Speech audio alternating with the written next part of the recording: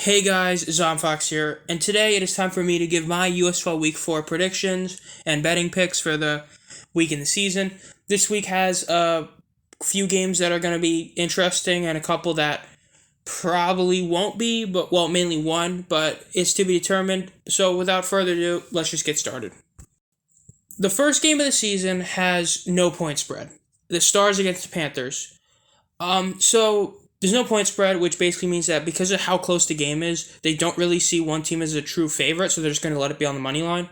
So for this week, there is going to be no point spread bet. So if you see in a week in advance or something like that, that's kind of wrong. That's why. I'm not really going to do the money line counts as both. I think it's kind of dumb.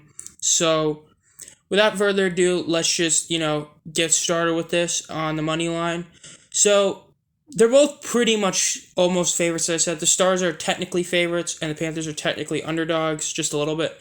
And the over-under is 36.5 points. So the main question is whether or not Brian Scott plays or not, because he got hurt, so he might play, he might not play.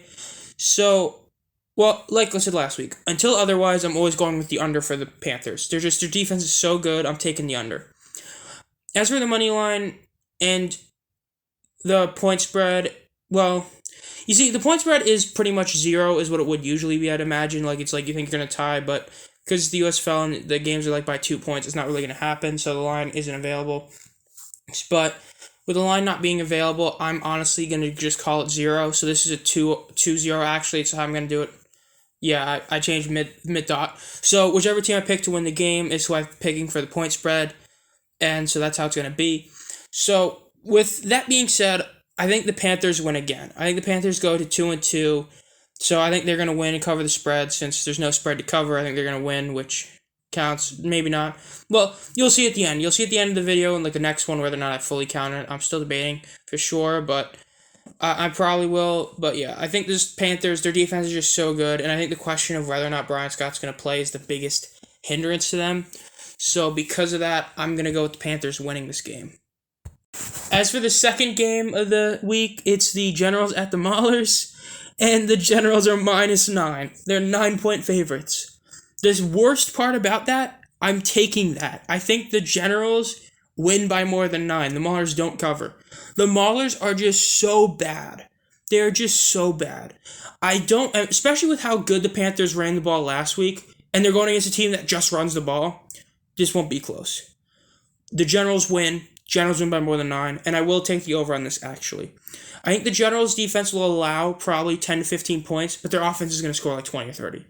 I think they're just going to run the ball heavy, and they're going to score almost every single possession. So I'm going to take the over. I'm going to take the Generals to win and to win by more than 9. The third game of the week are the Bandits at the Stallions.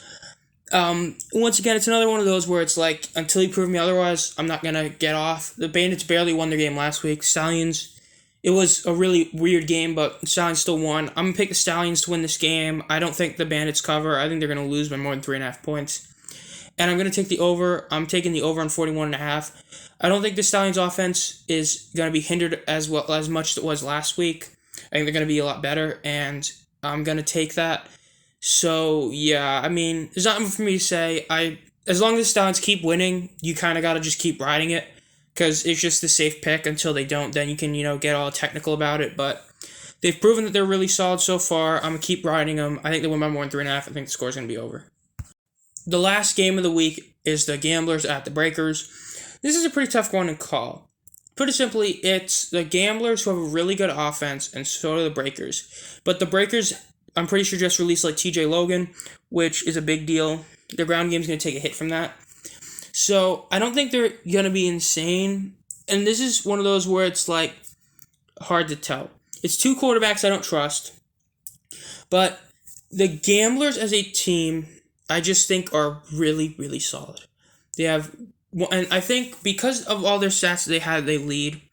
I think it's going to keep going. I think they're going to keep running the ball hard. They're going to keep doing stuff. So I'm taking the underdog in this. I think the Gamblers win this game, so naturally I think they cover. And I think they're going to do it by this being the under. I don't see it happening, but so far my over-unders haven't been the fullest, correctness.